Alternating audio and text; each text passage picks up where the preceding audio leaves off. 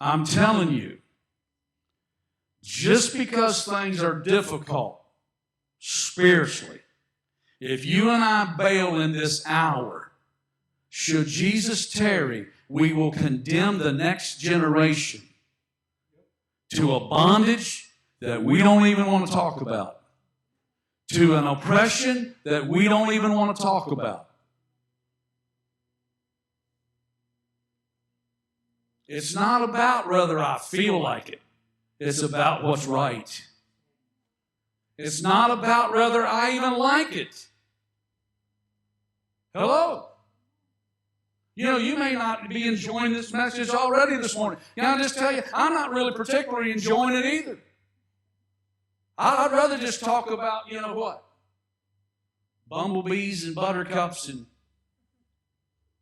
whatever other nice little thing. Why don't we just sing a couple verses of Home on the Range and be dismissed? No. We're in the middle, literally, of a fight for your eternal soul.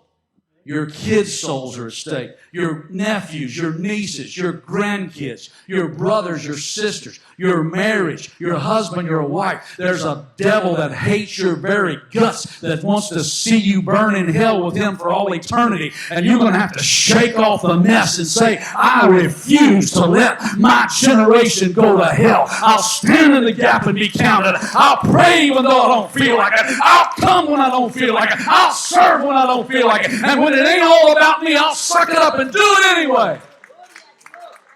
Because souls are at stake.